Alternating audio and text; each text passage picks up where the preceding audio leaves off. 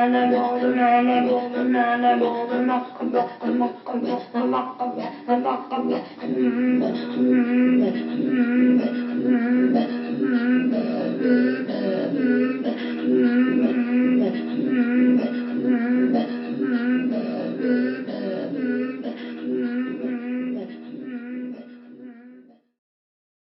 le même esprit, on assiste aujourd'hui à des débats entre musicologues et ethnomusicologues. Beaucoup de musicologues se posent la question pourquoi vous voulez garder cette particule ethno. Hein? Pour moi, la particule ethno n'est pas là pour dire que on travaille sur les musiques ethniques. Non, on travaille sur des musiques avec souvent des approches proches des sciences sociales et sciences humaines.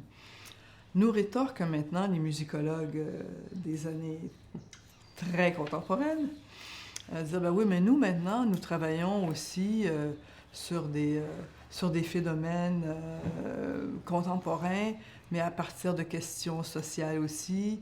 On va parler, par exemple, de revivalisme dans des festivals, que normalement, c'était des champs de recherche étudiés par les ethnomusicologues. Donc, pour ces musicologues-là, il n'y a pas lieu de distinguer donc les méthodes de recherche, d'analyse, de collecte, de corpus entre la musicologie et l'ethnomusicologie. Moi, je veux bien être d'accord avec certains musicologues qui, en effet, vont travailler sur des corpus qui étaient autrefois ceux des ethnomusicologues. Cela dit, ça demeure très rare et la majorité des musicologues continuent à faire de la recherche comme j'en faisais dans les années 60, c'est-à-dire autour d'un compositeur, à travers des œuvres, à travers des textes écrits. Très peu travaillent dans l'oralité, très peu se posent la question du politique, de l'économique, très peu, encore que ça commence en sociologie de la musique maintenant, à intégrer l'impact du public sur les compositeurs, ou dans quelle mesure les compositeurs se tiennent compte des conduites d'écoute et des appréciations d'écoute. Donc, on fait cette chaîne avec le public, mais on ne le fait pas de la même manière, encore une fois, qu'avec les mêmes outils que l'ethnomusicologie, qui s'inspire vraiment de l'anthropologie au sens de discipline de terrain. Alors, pour ces raisons-là, moi, je continue à garder le terme ethnomusicologie et je m'appuie aussi sur les grandes sociétés encore à travers le monde. Il existe encore une société d'ethnomusicologie en France. Il y a le British Forum for Ethnomusicology en Angleterre. Il y a la Society for Ethnomusicology aux États-Unis. Il y a la Canadian Society for Musical Traditions au Canada. Donc, on voit bien qu'il y a un désir là, de dissocier les études musicales sur le terrain, les études d'un fait social, d'un fait musical total, je dirais, par rapport à la musicologie qui s'en tient encore beaucoup à l'objet musicologique au sens sonore du terme. Donc, pour ça, moi, je garde le terme encore. Je propose le terme ethnomusicologique et ethnomusicologie, pardon, et c'est pourquoi quand j'ai été demandée pour enseigner en 1988, suite au décès de mon ex-directeur de thèse, Charles Boilès, donc quand Charles Boilès est décédé en 85, entre 85 et 88, on avait eu quand même des petits bouts de chemin au niveau du développement de l'ethnomusicologie. Et quand j'ai abordé donc la possibilité, quand j'ai proposé à mon doyen la possibilité de revoir le programme d'ethnomusicologie, j'ai voulu tenter d'intégrer donc les techniques d'anthropologie, de collecte aussi. Et puis ayant travaillé, j'avais un co-directeur à l'époque aussi qui était Jean-Claude Muller, qui m'avait donné un coup de pouce extraordinaire au niveau de l'anthropologie, des rituels et des religions. J'avais bien compris là aussi qu'il y avait des spécificités de méthode, de théorie, de littérature. En fait, il y a des canons théoriques et méthodologiques qui existent pour les ethnomusicologues, comme il y en a pour les anthropologues, comme il y en a aussi pour les musicologues. Et je pense qu'il était nécessaire aussi au niveau de l'enseignement de monter un programme pour que les gens soient bien formés à l'ethnomusicologie. Parce que pour certains musicologues, l'ethnomusicologie est une sous-discipline de la musicologie. Alors que pour moi, à cause de l'importance du terrain, l'ethnomusicologie est beaucoup plus une sous-discipline de l'anthropologie et de la sociologie. Alors qu'en musicologie, encore, je regardais les programmes. On fait beaucoup l'histoire de la musique écrite, occidentale. On travaille un peu sur l'esthétique, on travaille sur la composition, solfège dicté, etc. Mais nous, on ne fonctionne pas comme ça. Alors, quand l'étudiant s'intéresse à l'ethnomusicologie, il est déjà rendu à la maîtrise. Parce qu'il n'y a pas de baccalauréat en ethnomusicologie. Généralement, il nous vient de la musicologie. Or, pour bien le former en ethnomusicologie, il nous reste que 2 ans, deux minces années de 3 séminaires obligatoires par semestre, à peu près. C'est bien peu. Et là-dessus, il y en a un obligatoire aux musicologues et aux ethnomusicologues.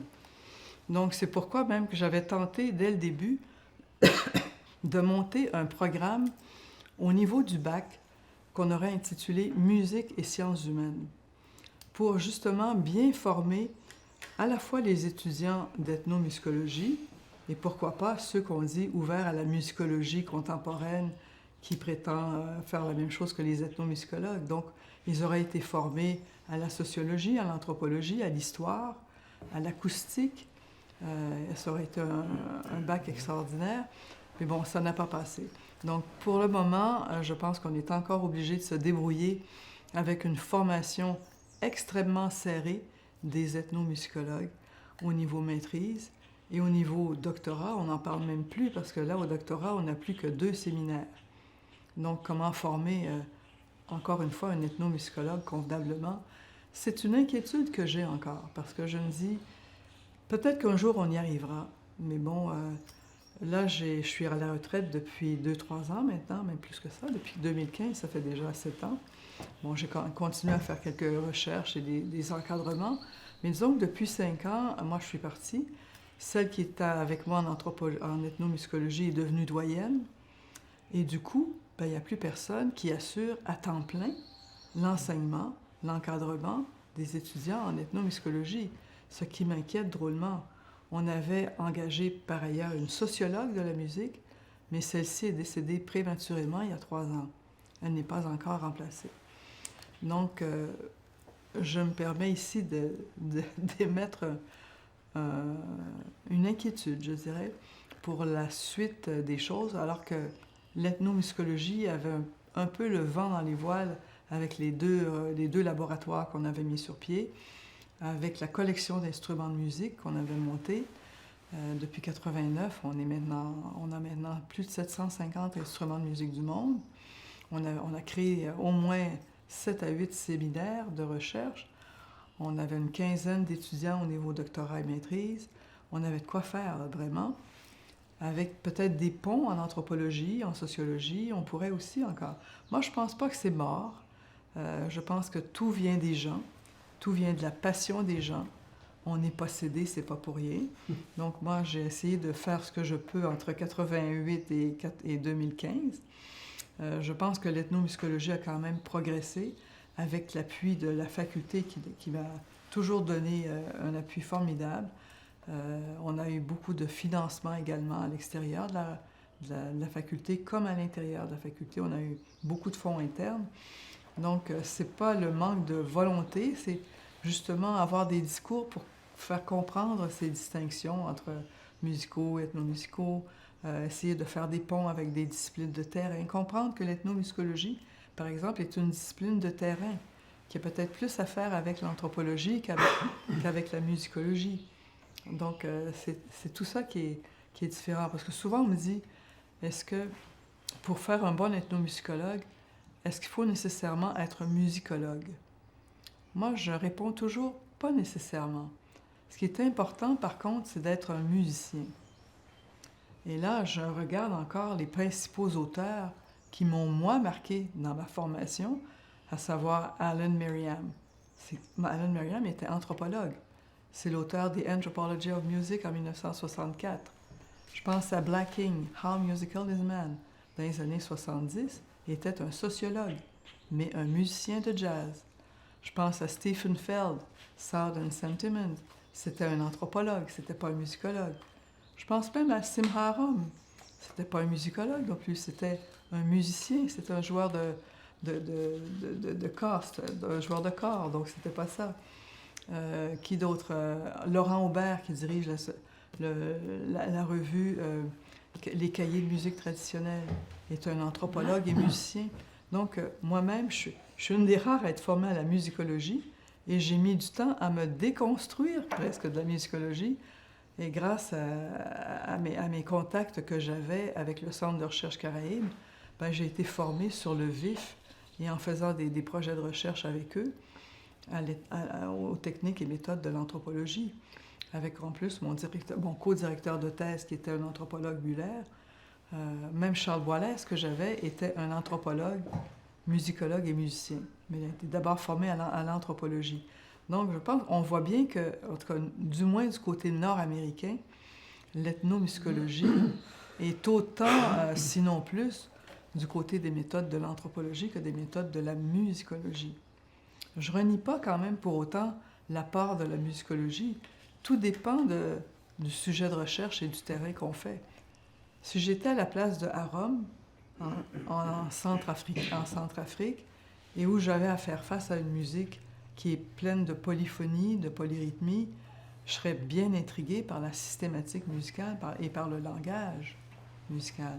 Mais moi qui ai travaillé sur une musique redondante d'un seul tambour avec 7 rythmes de musique, 7 rythmes de tambour, ben moi j'ai quand même fait plusieurs écrits, une thèse de doc, et je suis fait un post-doc autour de ce petit tambour-là, parce que le petit tambour nous dit autre chose que simplement du sonore et du musical. C'est une trace culturelle qui nous positionne au plan politique, au plan identitaire, au plan esthétique, au plan musicologique aussi, puisqu'on voit bien que c'était différent des autres tambours. Donc, on voit que l'apport de l'intérêt de l'ethnomusicologie, c'est dans la question posée à l'objet d'étude, finalement. Qu'est-ce que cet objet d'étude nous dit sur lui-même et sur la société dans laquelle cet objet se trouve? Donc, pour moi, il y a 6 questions qui relèvent autant de l'anthropologue que de l'ethnomusicologue qu'on demande à tout étudiant qui démarre une recherche. Il faut chercher le quoi, le qui, le quand, le où, le comment, et la plus grande question, c'est pourquoi. Donc, pourquoi est-ce qu'on joue telle musique dans telle circonstance, de cette façon-là, et que c'est joué avec ces personnes-là, qu'il y a telle personne qui assiste. Si on est capable de répondre à cette question pourquoi, c'est que notre terrain a peut-être été bien fait. Et une bonne analyse aussi.